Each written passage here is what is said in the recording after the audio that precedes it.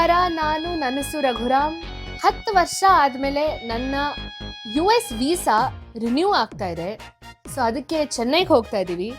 ಬನ್ನಿ ನೋಡೋಣ US visa ಸಿಗೋದು ಸಲೀಸಾ ಅಂತ. ಈ US ವೀಸಾ ಪ್ರೊಸೀಜರ್ಗೆ ಅಪ್ಲೈ ಮಾಡಿ ಅದನ್ನು ತಗೊಳ್ಳೋ ಪ್ರೊಸೀಜರ್ಗೆ ಮುಖ್ಯವಾಗಿ 2 ಡಾಕ್ಯುಮೆಂಟ್ಸ್ ಬೇಕಾಗತ್ತೆ. ಅದರಲ್ಲಿ ಫಸ್ಟ್ ಒನ್ DS-160 ಫಾರ್ಮ್. ಈ DS-160 ಅಪ್ಲಿಕೇಶನ್ ಫಾರ್ಮ್. ಇವಾಗ ನೀವು ಹೆಂಗೆ ಕಾಲೇಜ್ ಅಡ್ಮಿಷನ್ಗೆ ಹೋಗ್ಬೇಕಾದ್ರೆ ಒಂದು ಅಪ್ಲಿಕೇಶನ್ ಫಿಲ್ ಮಾಡ್ತಿರೋ ಅದೇ ರೀತಿ ನನಗೆ ಅಪ್ಲಿಕೇಶನ್ ಬೇಕು ಅಂತ ಇದೊಂದು ಅಪ್ಲಿಕೇಶನ್ ಫಾರ್ಮು. ಇದನ್ನ DS-160 ಅಂತ ಹೇಳ್ತಾರೆ. ಸೊ ಇದನ್ನ ನೀವು ಸಬ್ಮಿಟ್ ಮಾಡಿದ್ಮೇಲೆ ನಿಮ್ಗೊಂದು ಕನ್ಫರ್ಮೇಶನ್ ಬರುತ್ತೆ. ಇದು ಒಂದು ಮುಖ್ಯವಾದ ಡಾಕ್ಯುಮೆಂಟು. ಇನ್ನೊಂದು, ನಿಮಗೆ ಡೇಟ್ಸ್ ಓಪನ್ ಆದಮೇಲೆ ಅವ್ರ ವೆಬ್ಸೈಟ್ನಲ್ಲಿ ಡೇಟ್ಸ್, ನಿಮ್ಮ ಅಪಾಯಿಂಟ್ಮೆಂಟ್, ನಿಮ್ಮ ಇಂಟರ್ವ್ಯೂಗೆ ಮತ್ತು ಬಯೋಮೆಟ್ರಿಕ್ಸ್ಗೆ ಡೇಟ್ ಓಪನ್ ಆದಮೇಲೆ ನೀವು ಚೂಸ್ ಮಾಡ್ತೀರಲ್ಲ, ನನಗೆ ಇಂಥ ದಿನ ಇಂಥ ಜಾಗದಲ್ಲಿ ಇಂಥ ಕಾನ್ಸುಲೇಟ್ನಲ್ಲಿ ಬೇಕು ಅಂತ. ಅದು ಕನ್ಫರ್ಮೇಷನ್ ಆದಮೇಲೆ ಅಪಾಯಿಂಟ್ಮೆಂಟ್ ಕನ್ಫರ್ಮೇಷನ್ ಲೆಟರ್ ಬರುತ್ತೆ. ಅದೇ ಇದು ಇವಾಗ ಇಲ್ಲಿ ಹಾಕ್ತಾ ಇದ್ದೀನಿ. ಇದು ಅಪಾಯಿಂಟ್ಮೆಂಟ್ ಕನ್ಫರ್ಮೇಷನ್. ಈ 2 ಡಾಕ್ಯುಮೆಂಟ್ಸ್ ತುಂಬಾನೇ ಇಂಪಾರ್ಟೆಂಟ್. ಹಾಯ್, ಸೊ ಈಗ ಹೊರಟಿದ್ದೀವಿ ನಾವು. On the way almost Hebbal ಹತ್ರ ಇದ್ದೀವಿ. ಫಸ್ಟ್ ಇವಾಗ ನಾಳೆ ನಮಗಿರೋದು ಬಯೋಮೆಟ್ರಿಕ್ಸ್ ಮಾತ್ರ. ಅಂದರೆ ಫಸ್ಟ್ ನಮ್ಮ ಡಾಕ್ಯುಮೆಂಟ್ಸ್ನೆಲ್ಲ ವೆರಿಫೈ ಮಾಡ್ತಾರೆ, 10 ಫಿಂಗರ್ ಪ್ರಿಂಟ್ಸ್ ತೊಗೋತಾರೆ, ಜೊತೆಗೆ ಡಿಜಿಟಲ್ ಫೋಟೋಗ್ರಾಫಿನೂ ತೊಗೋತಾರೆ ಅಂತ. ಇದು ಹೆಂಗಿರುತ್ತೆ ಏನು ನನಗೆ ಒಂದು ಚೂರು ಐಡಿಯಾ ಇಲ್ಲ. ಸೊ ಈಗ ಹೊರಟಿದ್ದೀವಿ. ಸೊ ನಾಳೆ ಇರೋದು, ನೆಕ್ಸ್ಟ್ ವೀಕ್ 18th ನಮಗೆ ಇಂಟರ್ವ್ಯೂ ಇರೋದು. ಸೊ ಫುಲ್ ಜರ್ನಿನ ನಿಮ್ಗೆ ಹಾಗೆ ತೋರಿಸ್ಕೊಂಡು ಹೋಗ್ತೀವಿ. ಈಗ ಆ್ಯಸ್ ಯೂಶುವಲ್ ಅಪ್ಪ ಚೆನ್ನೈಗೆ ಹೋದಾಗೆಲ್ಲನೂ ಇರೋದು ಪಾಮ್ ಗ್ರೂವ್ ಅಲ್ಲೇನೆ. ಸೊ ನಾವು ಇವಾಗ ಅಲ್ಲೇ ಇರ್ತಾ ಇರೋದು. ಆ್ಯಂಡ್ ಮೋರ್ ಓವರ್ ಇದು ಈ US ಕಾನ್ಸುಲೇಟ್ಗೆ, ಆಮೇಲೆ ಈ ಬಯೋಮೆಟ್ರಿಕ್ಸ್ ಇರೋ ಸೆಂಟರ್ಗೆ ತುಂಬಾ ಹತ್ರ. ಆಲ್ಮೋಸ್ಟ್ ವಾಕಬಲ್ ಡಿಸ್ಟೆನ್ಸ್ನಲ್ಲಿದೆ. ಮ್ಯಾಕ್ಸಿಮಮ್ 10 minutes ವಾಕ್ ಇರ್ಬೋದೇನೋ. ಸೊ ಅಲ್ಲೇ ರೂಮ್ ಮಾಡ್ಕೊಂಡಿದ್ದೀವಿ. ಇನ್ಫ್ಯಾಕ್ಟ್ ಅಂದ್ಕೊಂಡ್ವಿ ಫ್ಲೈಟ್ನಲ್ಲಿ ಹೋಗ್ಬಿಡೋಣ, ಬೆಳಗ್ಗೆ ಹೋಗಿ ಸಂಜೆ ಬರೋಣ ಅಂತ. ಬಟ್ ಸುಮ್ಮನೆ ಆಮೇಲೆ ಏನಾದರೂ ಡಿಲೇ ಆದರೆ ಸುಮ್ಮನೆ ಟೆನ್ಷನ್ಗಳಾಗತ್ತೆ ಅಂದ್ಬಿಟ್ಟು ಹಿಂದಿನ ದಿನಾನೇ ಹೋಗಿ ಇವತ್ತು ರಾತ್ರಿ ಅಲ್ಲಿ ಸ್ಟೇ ಮಾಡಿ ನಾಳೆ 11 o'clock ಇರೋದು ಅಪಾಯಿಂಟ್ಮೆಂಟು. ಸೊ ಅದನ್ನು ಮುಗಿಸ್ಕೊಂಡು ವಾಪಸ್ ಹೊರಟು ಬರೋದು. ಸೊ ನೆಕ್ಸ್ಟ್ ವೀಕ್ ನಮ್ಮ ಫ್ಯಾಮಿಲಿ ಎಲ್ಲರೂ, ನಮ್ಮಮ್ಮ, ನನ್ನ ತಂಗಿ ಎಲ್ಲರೂ ಬರ್ತಾ ಇದ್ದಾರೆ. ಬಟ್ ಇದು ಹಾರ್ಡ್ಲಿ 30 minutes ಪ್ರೊಸೀಜರ್ ಅಷ್ಟೇ, ಮ್ಯಾಕ್ಸಿಮಮ್ 30 ಅಂತ ಹೇಳಿದ್ರು. ಸೊ ಅದಕ್ಕೆ ಬರೀ ನಾನು ಅಪ್ಪ ಹೋಗ್ತಾ ಇದ್ದೀನಿ. ನಾನು ಅಪ್ಪ ಹೋಗ್ತಾ ಇದ್ದೀವಿ. ಹಲೋ, ಹಾಯ್, ನಮಸ್ಕಾರ, ಸಿ ಯು ಸೂನ್. ಎಲ್ಲ ಹಾಗೆ ಅಪ್ಡೇಟ್ ಮಾಡ್ತಾ ಹೋಗ್ತೀನಿ. ಸೊ ನಾವು ಚೆನ್ನೈಗೆ ಹೋಗೋಕ್ಕೆ ಕೋಲಾರ ಮೇಲೆ ಹೋದ್ವಿ. ಕೋಲಾರಿಂದ ಹೆಚ್ಚು ಕಡಿಮೆ ಚಿತ್ತೂರ್ವರೆಗೂ ರೋಡ್ ಚೆನ್ನಾಗೇ ಇತ್ತು. ಬಟ್ ಚಿತ್ತೂರಿಂದ ರಾಣಿಪೇಟೆಗೆ ಸಿಕ್ಕಾಪಟ್ಟೆ ರೋಡ್ ಕನ್ಸ್ಟ್ರಕ್ಷನ್, ಏನೋ ಫ್ಲೈಓವರ್ ಮಾಡ್ತಿರ್ಬೇಕು. ತುಂಬ ಡಿವಿಯೇಷನ್, ಒಂಥರ ಈ ಜಿಗ್ಜಾಗ್ನಲ್ಲಿ ಹೋದಂಗೆ 30 kilometers ಅಷ್ಟು ನಮಗೆ 1.5 hours ಜರ್ನಿ ಆಯಿತು ಅಲ್ಲೇನೆ. ಅದಾದಮೇಲೂ ರಾಣಿಪೇಟೆಯಿಂದ ಚೆನ್ನೈಗೂ ಹೈವೇನಲ್ಲಿ ಏನೋ ರೋಡ್ ವರ್ಕ್ ನಡೀತಾ ಇದೆ. ಸೊ ತುಂಬ ಟೀಡಿಯಸ್ ಜರ್ನಿ ಆಯಿತು. ನಾವು 1 ಗಂಟೆಗೆ ಹೊರಟಿದ್ದು ರಾತ್ರಿ 9:30 ರೀಚ್ ಆದ್ವಿ. ಮಧ್ಯದಲ್ಲಿ ಪಾಮ್ ಗ್ರೂವ್ ಕಾಲು ಕೂಡ ಮಾಡಿ ಕೇಳಿದ್ವಿ, ಊಟ ರೆಸ್ಟೋರೆಂಟ್ ಎಷ್ಟೊತ್ತವರೆಗೂ ಓಪನ್ ಇರುತ್ತೆ ಅಂತ. 10 ಗಂಟೆಗೆ ಕ್ಲೋಸ್ ಆಗುತ್ತೆ ಅಂತ ಹೇಳಿದ್ರು. ಸೊ ಅಷ್ಟೊಳಗೆ ರೀಚ್ ಆಗಬೇಕು ಅಂತ ಆದಷ್ಟು 9:30 ರೀಚ್ ಆದ್ವಿ.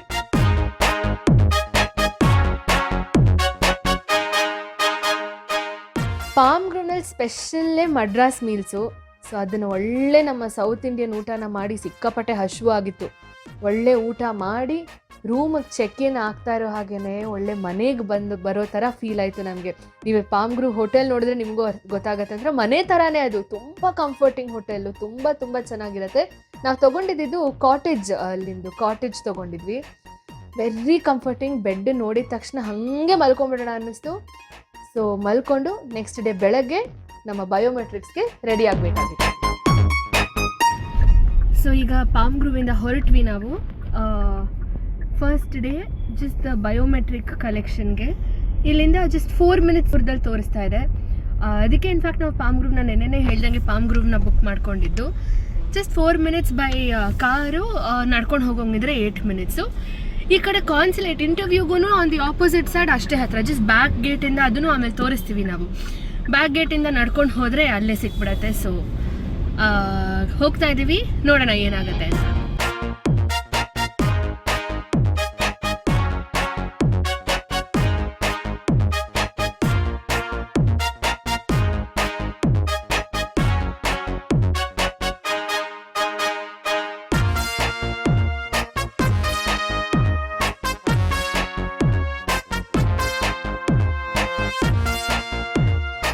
ಸೊ ಎಸ್ ಆಯಿತು, ಈಗ ಜಸ್ಟ್ ಮುಗಿಸ್ಕೊಂಡು ಬಂದ್ವಿ. ಎಷ್ಟೊಂದು ಹಾರ್ಡ್ಲಿ ಒಂದು ಐ ಥಿಂಕ್ ಅಬೌಟ್ ಒಂದು 20 ಮಿನಿಟ್ಸ್ to 30 ಮಿನಿಟ್ಸ್ ಪ್ರೊಸೀಜರ್ ಅಷ್ಟೇ. ಅಂದರೆ ನಾನು ಹೋದಾಗ 11:45ಗೆ ಹೋಗಿದ್ದು, ಬಿಕಾಸ್ ಅಲ್ಲಿ ಇನ್ಸ್ಟ್ರಕ್ಷನ್ಸ್ನಲ್ಲಿ ಜಸ್ಟ್ ಇನ್ ಟೈಮ್ ಅಂತ ಹಾಕಿದ್ರು. ಬಟ್ ಒಂದು 15 minutes before would be nice ಅಂತ ಇತ್ತು ನಾನು ಓದಿದಾಗ. ಒಂದು 10:45ಗೆ ಹೋಗಿದ್ದಾಗ ಎಕ್ಸಾಕ್ಟ್ಲಿ 11:23 ಐ ವಾಸ್ ಔಟ್, ಅಲ್ಲಿಂದ ಹೊರಗಡೆ ಬಂದೆ. ಸೊ ಪ್ರೊಸೀಜರ್ ಇಷ್ಟೇ. ಅಂದರೆ ಇವಾಗ ನಾನು ವಿಡಿಯೋ ತೋರಿಸ್ತೀನಿ ನಿಮಗೆ. ಇದು ಬಿಲ್ಡಿಂಗ್ ಸುತ್ತ ಹಾಕೊಂಡು ನಾವು ಇಲ್ಲಿ ಫಾರ್ಮ್ ಗ್ರೂವಲ್ಲಿ ಇರೋದಲ್ವ, ಸೊ ಇಲ್ಲಿಂದ just 3 minutes by car, 8 minutes by walk ಅಷ್ಟೇ. ಬಟ್ ಎಂಟ್ರೆನ್ಸು ಬಿಲ್ಡಿಂಗ್ದು ಬೇಸ್ಮೆಂಟಿಂದ ಹೋಗಬೇಕು, ಅಂದರೆ ಹಿಂದೆಯಿಂದ ಹೋಗಬೇಕು. ಆ ವಿಡಿಯೋನು ನಿಮ್ಗೆ ಹಾಕ್ತೀವಿ. ಬಟ್ ಬಿಲ್ಡಿಂಗ್ದು ಎಕ್ಸ್ಟೀರಿಯರು ಮೇನ್ ರೋಡ್ಗೆ ಒಂದು ಆಫೀಸ್ ಕಾಂಪ್ಲೆಕ್ಸ್ ಥರ, ಈ ಕೆಳಗಡೆ ಒಂದು ಬ್ಯಾಂಕ್ ಇದೆ, ಆ ಥರ ಬೇರೆ ಬೇರೆ ಆಫೀಸ್ ಸ್ಪೇಸಸ್ ಕೊಟ್ಟಿರೋವಂಥ ಬಿಲ್ಡಿಂಗ್ ಅದು. ಸೊ ಬೇಸ್ಮೆಂಟ್ ಹತ್ರ ಹೋದರೆ ಅಲ್ಲೊಂದು ಸೆಕ್ಯೂರಿಟಿ ಗಾರ್ಡ್ ಇರ್ತಾರೆ, ಅಲ್ಲಿ ನಿಮಗೆ ಗೊತ್ತಾಗುತ್ತೆ ಎಲ್ಲರೂ ಫೈಲ್ಸ್ ಇಟ್ಕೊಂಡು ಕಾಯ್ತಿರ್ತಾರೆ. ಆ್ಯಂಡ್ ಒಂದು ಇಂಪಾರ್ಟೆಂಟ್ ಏನು ಅಂದರೆ, ಬರೀ ಟ್ರಾನ್ಸ್ಪರೆಂಟ್ ಫೈಲ್ಸ್ನಲ್ಲಿ ಮಾತ್ರ ನೀವು ತೊಗೊಂಡು ಹೋದರೆ ಇಟ್ಸ್ ಬೆಟರ್. ಯಾಕಂದರೆ ಬೇರೆ ಕಲರ್ ತೊಗೊಂಡು ಹೋದರೆ ಸುಮ್ಮನೆ ಸೆಕ್ಯೂರಿಟಿ ಚೆಕ್ ಎಲ್ಲ ಟೈಮ್ ತೊಗೊಳತ್ತೆ ಅಂತ. But actually you have to take it in a transparent file. So documents ಇಷ್ಟೇ. ಈ ಫಸ್ಟ್ ಬಯೋಮೆಟ್ರಿಕ್ ವೆರಿಫಿಕೇಷನ್ಗೆ ನಿಮ್ದು ಏನೂ ಬೇಡ ಜಾಸ್ತಿ. ಜಸ್ಟ್ ನಿಮ್ಮದು DS 160 ಫಾರ್ಮ್ ಅಪ್ಲಿಕೇಶನ್ ಕನ್ಫರ್ಮೇಷನ್ಗೆ ಒಂದು ಫಾರ್ಮ್ ಇರುತ್ತೆ, ಅದು ನಿಮ್ಮ ಅಪಾಯಿಂಟ್ಮೆಂಟ್ ಕನ್ಫರ್ಮೇಷನ್ ಒಂದು, ಆ್ಯಂಡ್ ನಿಮ್ಮ ವ್ಯಾಲಿಡ್ ಇವಾಗ ಕರೆಂಟ್ ಪಾಸ್ಪೋರ್ಟ್ ಯಾವುದಿದೆ ಅದನ್ನು ತೊಗೊಂಡು ಹೋದರೆ ಆಯಿತು. ಸೊ ನೀವು ಅಲ್ಲಿ ಹೋಗ್ತಾ ಇರೋಂಗೆ ಅಲ್ಲಿ ಸೆಕ್ಯೂರಿಟಿ ಗಾರ್ಡ್ ಕೇಳಿದ್ರೆ ಈ ಥರ ನೀವು ಬಯೋಮೆಟ್ರಿಕ್ಸಿಗೆ ಬಂದಿದ್ದೀರಾ ಅಂತ ಅವ್ರು ಹೇಳ್ತಾರೆ. ನಿಮ್ಗೆ ಅಪಾಯಿಂಟ್ಮೆಂಟ್ ಕನ್ಫರ್ಮೇಷನ್ ಲೆಟರ್ ತೋರ್ಸಕ್ಕೆ ಹೇಳ್ತಾರೆ. ಸೊ ನೀವು ಅದನ್ನು ತೋರಿಸಿದ ತಕ್ಷಣ ನಿಮ್ಮನ್ನು ಬೇಸ್ಮೆಂಟಿಂದ ಒಳಗಡೆ ಹೋಗ್ತಾ ಇರೋ ಹಾಗೇನೆ ಫಸ್ಟ್ ಫ್ಲೋರ್ನಲ್ಲಿರೋದು. ನನ್ನ ತಲೆಯಲ್ಲಿ ನಾನು ಎಂಟರ್ ಆಗ್ತಿರೋದೇ ಗ್ರೌಂಡ್ ಫ್ಲೋರಿಂದ ಅಂತ. ಫಸ್ಟ್ ಫ್ಲೋರ್ ಹೋದರೆ ಅಲ್ಲಿ ಯಾರೂ ಇರಲಿಲ್ಲ, ಅಲ್ಲಿ ಇನ್ನೊಂದು ಸೆಕ್ಯೂರಿಟಿ ಅವರಿದ್ದರು. ಸೊ ಅವ್ರಿಗೆ ಕೇಳಿದಾಗ ಇಲ್ಲ ಇದು ಗ್ರೌಂಡ್ ಫ್ಲೋರು, ನೀವು ಫಸ್ಟ್ ಫ್ಲೋರ್ಗೆ ಹೋಗಬೇಕು ಅಂತ ಹೇಳಿ ಫಸ್ಟ್ ಫ್ಲೋರ್ಗೆ ಹೋದೆ. ಅಲ್ಲಿ ಕ್ಯೂ ಅಲ್ಲಿ ನಿಂತ್ಕೋಬೇಕು. ನಿಮಗೆ ಈ ಸೆಂಟರಲ್ಲಿ, ಚೆನ್ನೈಯಲ್ಲಿರೋ ಸೆಂಟರ್ನಲ್ಲಿ US visa drop box option ಇದೆ. ಅಂದರೆ ಬಯೋಮೆಟ್ರಿಕ್ಸ್ ಇಲ್ಲದೆ ನಿಮ್ಮದು ಬರೀ ರಿನ್ಯೂವಲ್ ಅಂತ ಬಂದಾಗ ನೀವು ನಿಮ್ಮ ಪಾಸ್ಪೋರ್ಟ್ನ ಡಾಕ್ಯುಮೆಂಟ್ಸ್ ಜೊತೆಗೆ ಡ್ರಾಪ್ ಬಾಕ್ಸಿಗೆ ಹಾಕಿದ್ರೆ ವೆರಿಫಿಕೇಷನ್ ಆಗಿ ನಿಮಗೆ ರಿನ್ಯೂಡ್ ವೀಸಾ ಸಿಗುತ್ತೆ. ಸೊ ಆ ಆಪ್ಷನ್ ಕೂಡ ಇಲ್ಲಿದೆ. ಬಟ್ ನಂದು 10 ಇಯರ್ಸ್ ಆದಮೇಲೆ, ಅಂದರೆ ನಾನು ಲಾಸ್ಟ್ ಟೈಮ್ ನಂದು ವೀಸಾ ಸಿಕ್ಕಾಗ ನನಗೆ 11 ವರ್ಷ ಆವಾಗ. ಸೊ ಆವಾಗ ಬರೀ ಅಮ್ಮ ಮಾತ್ರ ನಂದು ಫೋಟೋ ಮತ್ತು ನಂದು ಪಾಸ್ಪೋರ್ಟ್ನ ತೊಗೊಂಡು ಹೋಗಿ ಮಾಡಿಸ್ಕೊಂಡು ಬರ್ಬೋದಿತ್ತು. ಇವಾಗ ರೂಲ್ಸ್ ಹೇಗಾಗಿದೆ ನನಗೆ ಅಷ್ಟೊಂದು ಐಡಿಯಾ ಇಲ್ಲ. ಬಟ್ ಆವಾಗ ಹಾಗಿತ್ತು, 2014ನಲ್ಲಿ ಹಾಗಿತ್ತು. 14 ಇಯರ್ಸ್ಗಿಂತ ಒಳಗಡೆ ಇರೋರು ಹೋಗೋ ಅವಶ್ಯಕತೆ ಇರಲಿಲ್ಲ. ಬರೀ ಪೇರೆಂಟ್ಸ್ ಅಥವಾ ಗಾರ್ಡಿಯನು ಅವ್ರದ್ದು ಡಾಕ್ಯುಮೆಂಟ್ಸ್ನ ತೊಗೊಂಡು ಹೋಗಿ ವೀಸಾ ಅಪ್ರೂವ್ ಮಾಡಿಸ್ಕೊಂಡು ಬರಬಹುದಿತ್ತು. ಬಟ್ ಆಮೇಲೆ 18 ಇಯರ್ಸ್ ಆದಮೇಲೆ ಈಗ ನಂತರ ಬಯೋಮೆಟ್ರಿಕ್ಸ್ ಕೊಡಲೇಬೇಕು, ಯಾಕಂದರೆ ನಾವು ಅವಾಗ ಕೊಟ್ಟಿರಲ್ವಲ್ಲ. ಸೊ ಇವಾಗ ಕೊಡೋ ನೆಸೆಸಿಟಿ ಬಂದೇ ಬರುತ್ತೆ. ಸೊ ಅಲ್ಲಿ ಬಯೋಮೆಟ್ರಿಕ್ಸ್ಗೊಂದು ಕ್ಯೂ ಇತ್ತು. ಅಲ್ಲಿ ಕ್ಯೂ ಅಲ್ಲಿ ನಿಂತಿರ್ಬೇಕಾದ್ರೆ ನೋಟಿಸ್ ಬೋರ್ಡ್ ಮೇಲೆ ಎಲ್ಲ ಹಾಕಿದ್ರು ಯಾವ್ಯಾವ ಡಾಕ್ಯುಮೆಂಟ್ಸ್ ಇಟ್ಕೋಬೇಕು, ಡ್ರಾಪ್ ಬಾಕ್ಸ್ಗಂದ್ರೆ ಯಾವ್ಯಾವ ಡಾಕ್ಯುಮೆಂಟ್ಸ್ ಇರಬೇಕು, ನಿಮ್ಮ ಬಯೋಮೆಟ್ರಿಕ್ಸ್ಗಂದ್ರೆ ಯಾವ್ದು ಇರಬೇಕು. ಆಮೇಲೆ ಪಾಸ್ಪೋರ್ಟ್ನ ಕಲೆಕ್ಟ್ ಮಾಡೋಕ್ಕೆ, ಅಂದರೆ ನಿಮ್ಮ ವೀಸಾ ಇಂಟರ್ವ್ಯೂ ಎಲ್ಲ ಆದಮೇಲೆ ಪ್ರಿಂಟಾಗಿ ಬರುತ್ತಲ್ಲ, ಆವಾಗ ನಿಮ್ಮ ಪಾಸ್ಪೋರ್ಟ್ನ ಕಲೆಕ್ಟ್ ಮಾಡೋದಕ್ಕೂ ಅಲ್ಲಿ ಡಾಕ್ಯುಮೆಂಟ್ಸ್ ನೆಸೆಸರಿ ಇರುತ್ತೆ. ಸೊ ನಿಮ್ಮ Aadhaar proof, ID proof, photo, ಒಂದಿಷ್ಟೆಲ್ಲ ಇನ್ಸ್ಟ್ರಕ್ಷನ್ಸ್ ಇತ್ತು. ಅದನ್ನೆಲ್ಲ ಓದ್ಕೊಂಡು ಹಾಗೆ ಟೈಮ್ ಪಾಸ್ ಮಾಡ್ಕೋಬೋದು ಅಲ್ಲಿ. ಆಮೇಲೆ ಒಂದು ಇಬ್ಬರಿಬ್ರು 3 ಜನ ಹಾಗೆ ಒಳಗಡೆ ಬಿಡ್ತಾರೋ ಹಾಗೇನೆ ಸೆಕ್ಯೂರಿಟಿ ಚೆಕ್ ಇರುತ್ತೆ. ಸೊ ನಿಮ್ಮ ಇನ್ಫ್ಯಾಕ್ಟ್ ಅಲ್ಲಿ ಕ್ಯೂ ಅಲ್ಲಿ ನಿಂತಿರಬೇಕಾದ್ರೆ ಒಬ್ರು ಬಂದ್ಬಿಟ್ಟು ಹೇಳ್ತಾರೆ, ಅಂದರೆ ಯಾರ್ಯಾರು ಬಯೋಮೆಟ್ರಿಕ್ಸಿಗೆ ಬಂದಿದ್ದೀರೋ ನಿಮ್ಮ ಡಾಕ್ಯುಮೆಂಟ್ಸ್ ಅಂದರೆ DS 160 application confirmation, appointment confirmation and ನಿಮ್ಮ ವ್ಯಾಲಿಡ್ ಪಾಸ್ಪೋರ್ಟ್ನ ಕೈಯಲ್ಲಿ ಇಟ್ಕೊಂಡಿರಿ ಫೈಲಿಂದ ತೆಗೆದು ಅಂತಾರೆ. ಎಲ್ಲ ರೆಡಿಯಾಗಿ ಇಟ್ಕೊಂಡಿದ ತಕ್ಷಣ ಸೆಕ್ಯೂರಿಟಿ ಚೆಕ್ಗೆ ಬಿಡ್ತಾರೆ. ನಿಮ್ಮ ಡಾಕ್ಯುಮೆಂಟ್ಸ್ ಆ್ಯಂಡ್ ನಿಮ್ಮ ಫೈಲ್ಸ್ ಎಲ್ಲನೂ ಒಂದು ಟ್ರೈನಲ್ಲಿ ಹಾಕಬೇಕು. ಹಾಕ್ತಾ ಇರೋ ಹಾಗೇನೆ ನಮ್ಮ ಮೆಟಲ್ ಸ್ಕ್ಯಾನರ್, ಡಿಟೆಕ್ಟರ್ನಲ್ಲಿ ನಮ್ಮ ಸ್ಕ್ಯಾನ್ ಮಾಡ್ತಾರೆ. ಬಾಡಿ ಫ್ರಿಸ್ಕಿಂಗ್ ಏನೂ ಮಾಡೋದಿಲ್ಲ, ಜಸ್ಟ್ ನಿಮ್ಮ ಮಾಲ್ನಲ್ಲೆಲ್ಲ ಚೆಕ್ ಮಾಡೋ ಹಾಗೆ ಚೆಕ್ ಮಾಡ್ತಾರೆ. ಎಲೆಕ್ಟ್ರಾನಿಕ್ ಗ್ಯಾಡ್ಜೆಟ್ಸ್ ತೊಗೊಂಡು ಹೋಗೋ ಹಾಗಿಲ್ಲ, ಫೋನ್ಸ್ ಆಗಿರಲಿ, ವಾಚಸ್ ಆಗಿರಲಿ, ಯಾವುದೂ ಎಲೆಕ್ಟ್ರಾನಿಕ್ ಐಟಮ್ಸ್ ಇಲ್ಲ. ಸ್ಮಾರ್ಟ್ ವಾಚಸ್ ಅಂತೂ ಇಲ್ಲವೇ ಇಲ್ಲ ಇದ್ದಿದ್ರಲ್ಲೂ. ಆಮೇಲೆ ಬ್ಯಾಗ್ಸ್ ತೊಗೊಂಡು ಹೋಗೋ ಹಾಗಿಲ್ಲ. ಸೊ ಜಸ್ಟ್ ನಿಮ್ಮ ಡಾಕ್ಯುಮೆಂಟ್ಸ್, ನಿಮ್ಮ ಫೈಲ್ ಮತ್ತು ನೀವು ಇಷ್ಟು ಹೋದರೆ ಸಾಕು. ಸೊ ಸೆಕ್ಯೂರಿಟಿ ಚೆಕ್ ಆಗ್ತಾ ಇರೋ ಹಾಗೇನೆ ಈ ರಿಸೆಪ್ಷನ್ ಡೆಸ್ಕ್ ಥರ ಒಂದು ಡೆಸ್ಕ್ನಲ್ಲಿ ಒಂದು 5 ಜನ ಅಫಿಷಿಯಲ್ಸ್ ಕೂತಿರ್ತಾರೆ. ಸೊ ಅಲ್ಲಿ ಮತ್ತೆ ಒಂದೊಂದಕ್ಕೂ ಕ್ಯೂ ಸಿಸ್ಟಮ್ ಇರುತ್ತೆ. ಸೊ ಅಲ್ಲಿಗೆ ಹೋಗಿದ ತಕ್ಷಣ ಒಂದು 5 ಜನನ ಒಟ್ಟೊಟ್ಟಿಗೆ ಬಿಡ್ತಾರೆ. ಸೊ ಒಂದೊಂದು ಅಫಿಷಿಯಲ್ ಒಬ್ಬೊಬ್ಬರನ್ನ ಚೂಸ್ ಮಾಡ್ಕೋಬೋದು. ಸೊ ಅಲ್ಲಿ ನಿಮ್ಮ ಪಾಸ್ಪೋರ್ಟು ಮತ್ತು ನಿಮ್ಮ ಡಾಕ್ಯುಮೆಂಟ್ಸ್ ಅಪ್ಲಿಕೇಶನ್ಸ್ನ ಕೊಟ್ಟಿದ ತಕ್ಷಣ ಅವ್ರು ಅದನ್ನು ವೆರಿಫೈ ಮಾಡ್ತಾರೆ. ಆಮೇಲೆ ಅಲ್ಲಿ ನನಗೆ ಹೇಳಿದರು, ನಂದು ಅಭ್ಯಾಸ ಏನು ಅಂದರೆ, ಅವಾಗ ಚಿಕ್ಕವರಿರ್ಬೇಕಾದ್ರೆ ಪಾಸ್ಪೋರ್ಟ್ ಬರೀ 5 ವರ್ಷಕ್ಕೆ ಒಂದ್ಸರ್ತಿ ಕೊಡೋದಲ್ವ. ಸೊ 5 ಎಲ್ಲ ಪಾಸ್ಪೋರ್ಟ್ನು ಒಟ್ಟಿಗೆ ಪಿನ್ ಮಾಡ್ಕೊಂಡು ಹೋಗಿದ್ದೆ ನಾನು. ಆ್ಯಂಡ್ ನನ್ನ ಹಳೆ ವೀಸಾನು ಇದ್ದಿದ್ದರಿಂದ ಆ ಪಾಸ್ಪೋರ್ಟನ್ನು ಜೊತೆಗೆ ಪಿನ್ ಮಾಡ್ಕೊಂಡು ತೊಗೊಂಡು ಹೋಗಿದ್ದೆ. ಬಟ್ ಆ ಪಾಸ್ಪೋರ್ಟ್ ಎಕ್ಸ್ಪೈರಿ ಆಗಿದೆ. ಸೊ ಅವಾಗ ಹೇಳಿದ್ರು ನಿಮ್ಮ ವ್ಯಾಲಿಡ್ ಇವಾಗ ಕರೆಂಟ್ ವ್ಯಾಲಿಡ್ ಇರೋ ಪಾಸ್ಪೋರ್ಟ್ನ ಮಾತ್ರ ನೀವು ಇಂಟರ್ವ್ಯೂಗೆ ತೊಗೊಂಡು ಹೋಗಬೇಕಾಗತ್ತೆ ಅಂತ. ಅದಾದಮೇಲೆ ಓಕೆ ಅಂತ ಇನ್ನೊಂದು ಕ್ಯೂಗೆ ಕಳಿಸ್ತಾರೆ, ಇನ್ನೊಂದು ಕೌಂಟರ್ಗೆ ಕಳಿಸ್ತಾರೆ. ಅಲ್ಲಿ ಏನು ಅಂದರೆ ಐ ಥಿಂಕ್ ಅದು ನಿಮ್ಮ ಸಪೋಸ್ ನಿಮ್ಮ ವೀಸಾ ಅಕ್ಸೆಪ್ಟ್ ಆಗಿ ಬಂದರೆ, ಪ್ರಿಂಟ್ ಆಗಿ ಬಂದಮೇಲೆ ನಿಮ್ಮ ಕೊರಿಯರ್ ಪರ್ಪಸಸ್ಗೆ ನಿಮಗೆ ಒಂದು ಬಾರ್ ಕೋಡ್ ಪಾಸ್ಪೋರ್ಟ್ ಮೇಲೆ ಅಂಟಿಸ್ತಾರೆ. ಸೊ ಐ ಥಿಂಕ್ ಅದಕ್ಕೆ ಇರ್ಬೋದೇನೋ, ಬಿಕಾಸ್ ಅದ್ರ ಮೇಲೆ ಬರೆದಿದ್ದಾರೆ ಪ್ರೀಮಿಯಂ ಕೊರಿಯರು, ಅದಕ್ಕೆ ಅಮೌಂಟು ಎಲ್ಲನೂ ಬರೆದಿದ್ದಾರೆ. ಸೊ ಅದಾದಮೇಲೆ next okay you can please join the queue ಅಂತಾರೆ. ಅಲ್ಲಿ ಇನ್ನೇನು ಕೇಳಲ್ಲ ನಿಮಗೆ ಜಾಸ್ತಿ. ಕ್ಯೂಗೆ ಹೋಗಿ ನಿಂತ್ಕೊಂಡಿದ್ದ ತಕ್ಷಣ that is the actual biometric queue. So ಅಲ್ಲೂ ಅಷ್ಟೇ, ಇವತ್ತು ನಾನು ಹೋದಾಗ 12 ಕೌಂಟರ್ಸ್ ವರ್ಕಿಂಗಲ್ಲಿತ್ತು. ಐ ಥಿಂಕ್ ನನಗೆ ಕರೆಕ್ಟಾಗಿ ಅಬ್ಸರ್ವ್ ಮಾಡೋಕ್ಕಾಗಿಲ್ಲ. ಐ ಥಿಂಕ್ 15 ಕೌಂಟರ್ಸ್ ಇತ್ತು ಅನ್ಸುತ್ತೆ, I am not sure, but 12 counters functioning ಇತ್ತು. ಸೊ ನನಗೆ ಕೌಂಟರ್ ನಂಬರ್ 12 ಸಿಕ್ತು. ಸೊ ಅಗೇನ್ ಅಲ್ಲಿ ಒಬ್ಬೊಬ್ರು ಖಾಲಿ ಆಗ್ತಾ ಇರೋ ಹಾಗೇನೇ ಬಿಡ್ತಾ ಇರ್ತಾರೆ. But I have to say it's very systematic. ಅಂದರೆ ತುಂಬ ಹೆಲ್ಪ್ಫುಲ್ ಒಫಿಷಿಯಲ್ಸ್ ಅಲ್ಲೆಲ್ಲರೂ. ಯು ಕ್ಯಾನ್ ಆಸ್ಕ್, ಏನು ಬೇಕಾದರೂ ಕೇಳ್ಬೋದು. ಆಮೇಲೆ ಎಲ್ಲ ನಮ್ಮ ಇಂಡಿಯನ್ಸೇ ಇರೋದು, ಯಾರು ನಮಗೆ US ಇಂದ ಬಂದಿರೋ ರೆಪ್ರೆಸೆಂಟೇಟಿವ್ಸ್ ನನ್ನ ಕಣ್ಣು ಕಾಣಿಸ್ಲಿಲ್ಲ. ಇವತ್ತು ಯಾರೂ ಇರಲಿಲ್ಲ ಅಂದ್ಕೋತೀನಿ.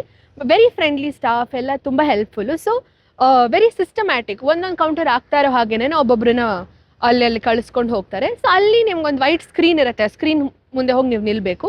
ಆ್ಯಂಡ್ ಅವ್ರಿಗೊಂದು ಗ್ಲಾಸ್ ಶೀಲ್ಡ್ ಇರುತ್ತೆ, ಮೈಕ್ರೋಫೋನಲ್ಲಿ ಮಾತಾಡ್ತಿರ್ತಾರೆ, ನಿಮಗೆ ಸ್ಪೀಕರಲ್ಲಿ ಕೇಳಿಸ್ತಿರುತ್ತೆ.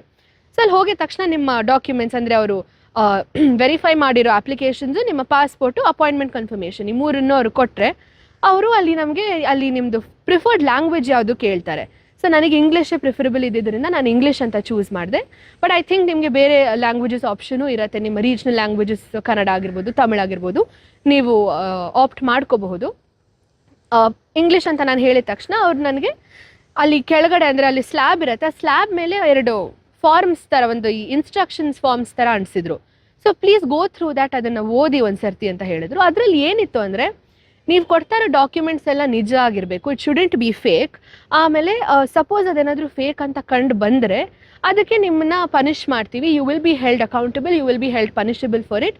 And whatever you are responsible for your documents. ನಿಮ್ಮ ದಾಖಲೆಗಳಿಗೆ ನೀವೇ ಜವಾಬ್ದಾರರು. ಅಂದರೆ ನೀವು ಕೊಡ್ತಾ ಇರೋದೆಲ್ಲ ಟ್ರೂ ಡಾಕ್ಯುಮೆಂಟ್ಸ್ ಅಂತ ಇತ್ತು.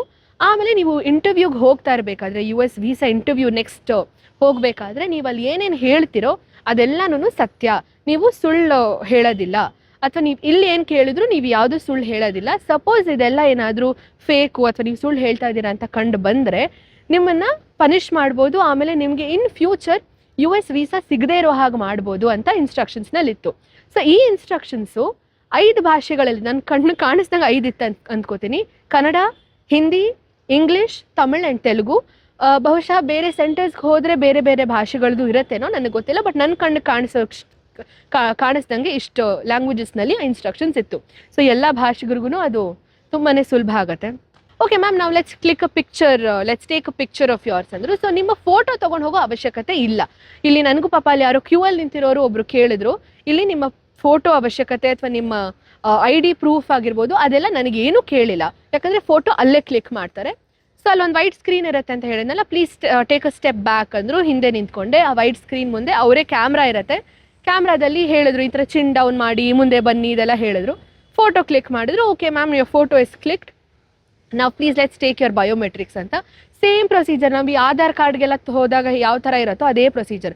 ಲೆಫ್ಟ್ ಹ್ಯಾಂಡ್ 4 ಫಿಂಗರ್ಸ್ ಬಯೋಮೆಟ್ರಿಕ್ಸ್ ಕೊಡಬೇಕು, ರೈಟ್ ಹ್ಯಾಂಡ್ 4 ಫಿಂಗರ್ಸ್ ಇಡಬೇಕು, 2 ಥಮ್ಸ್ ಒಟ್ಟಿಗೆ ಇಡಬೇಕು. ಇಷ್ಟ ಆಯಿತು. ಇಷ್ಟ ಆದಮೇಲೆ okay, your biometrics are done. So next ನೀವು ಇಂಟರ್ವ್ಯೂಗೆ ಹೋಗಬೇಕಾದ್ರೆ you will have to carry the same set of documents. ಅಂದರೆ ಇವಾಗ ಏನೇನು ಡಾಕ್ಯುಮೆಂಟ್ಸ್ನ ಸಬ್ಮಿಟ್ ಮಾಡಿದ್ದೀವೋ ಅದನ್ನೇ ನಾವು ಇಂಟರ್ವ್ಯೂಗೂ ತೊಗೊಂಡು ಹೋಗಬೇಕಾಗತ್ತೆ ಅಂತ ಹೇಳಿದ್ರು. ಆಮೇಲೆ ಈ ಥರ ಬಯೋಮೆಟ್ರಿಕ್ಸಿಗೆ ಇವ್ರು ಬಂದಿದ್ದಾರೆ ಅಂತ ಒಂದು ಸೀಲ್ ಹಾಕ್ತಾರೆ. ಈ ಥರ ಚೆನ್ನೈ ಸೆಂಟರ್ನಲ್ಲಿ ನೀವು ಬಯೋಮೆಟ್ರಿಕ್ಸಿಗೆ ಬಂದಿದ್ದೀರಾ ಅಂತ ಸೀಲ್ ಹಾಕಿದ್ರು. ನೀವು ಬೇರೆ ಸೆಂಟರ್ಸ್ ನಿಮಗೆ ಸಿಕ್ಕಿದ್ರೆ ಅಲ್ಲಿಂದ ಸೈನ್ ನಿಮಗೆ ಬರುತ್ತೆ, ಸೀಲ್ ಬರುತ್ತೆ. ಸೊ ಸ್ಟ್ಯಾಂಪ್ ಹಾಕಿದ್ರು. Okay ma'am, you are done ಅಂತ ಹೇಳಿಬಿಟ್ಟು ಕಳಿಸ್ಕೊಟ್ರು. ಇಷ್ಟೆಲ್ಲ ಆಗೋದಕ್ಕೆ ಮ್ಯಾಕ್ಸಿಮಮ್ 20 ಮಿನಿಟ್ಸ್ ಅಷ್ಟೇ, 20 ಮಿನಿಟ್ಸ್ ಟು 30 ಮಿನಿಟ್ಸ್. ನಾನು ಆವಾಗಲೇ ಹೇಳ್ದಂಗೆ ನಾನು 10:45 10:50 ಹಂಗೆ ಹೋಗಿದ್ದು, 11:23 ನಾನು ಹೊರಗೆ ಬಂದೆ. ಹೊರಗಡೆ ಬರ್ತಾರೋ ಹಾಗೇನೆ ಎಲ್ಲಿ ಹುಡ್ಕೋದು, ಫೋನ್ಗಳಿಲ್ಲ, ವಾಚ್ ಇಲ್ಲ, ಏನೂ ಇಲ್ಲ. ಅಲ್ಲಿ ನಾನು ಅವಾಗ ಜಸ್ಟ್ ನೋಡ್ಕೋತಾ ಇದ್ದೆ, ಯಾರಾದರೂ ಅಪ್ರೋಚಬಲ್ ಅಂತ ಯಾರು ಕಾಣಿಸ್ತಾರೆ ಅವ್ರ ಹತ್ರ ಹೋಗಿ ಫೋನ್ ಇಸ್ಕೊಳ್ಳೋಕ್ಬೋದಾ ಅಂತ. ಅಷ್ಟೊತ್ತಿಗೆ ಅಪ್ಪನೇ ಕಾಣಿಸಿದ್ರು. ಬಟ್ ಆಟೋ ಫೆಸಿಲಿಟೀಸ್ ಕೂಡ ಇದೆ. ಆಮೇಲೆ ಸಪೋಸ್ ನೀವೇನಾದ್ರು ಡಾಕ್ಯುಮೆಂಟ್ಸ್ನ ಮರ್ತು ಹೋಗಿದ್ರೆ ಒಂದು ಆಲ್ಮೋಸ್ಟ್ ನನ್ನ ಕಣ್ಣು ಕಾಣಿಸ್ದಂಗೆ ಐ ಥಿಂಕ್ ಒಂದು 2 to 3 ಜೆರಾಕ್ಸ್ ಶಾಪ್ಸ್ ಅಂತೂ ಇತ್ತು. ಆ ಬಿಲ್ಡಿಂಗ್ ಕೆಳಗಡೆ ಬೇಸ್ಮೆಂಟ್ನಲ್ಲೇನೆ ಜೆರಾಕ್ಸ್ ಅಂಗಡಿಗಳಿದೆ. ಸೊ ತುಂಬಾ ಸಿಂಪಲ್ ಆಗಿ, ತುಂಬ ಸಿಸ್ಟಮ್ಯಾಟಿಕ್ ಆಗಿ, ಯಾವುದೇ ಕನ್ಫ್ಯೂಷನ್ ಇಲ್ಲದೆ, ನೀವು ಯಾವ ಥರ ನಿಮಗೆ ಭಾಷೆ ಬರದೇ ಇದ್ರೂ ಅಲ್ಲಿ ಹೋಗಿ ನೀವು US ವೀಸಾ ಮಾಡಿಸ್ಕೊಂಡು ಬರ್ಬೋದು. ಸೊ ಬಯೋಮೆಟ್ರಿಕ್ಸ್ ಇವತ್ತಿಗೆ ಆಯಿತು.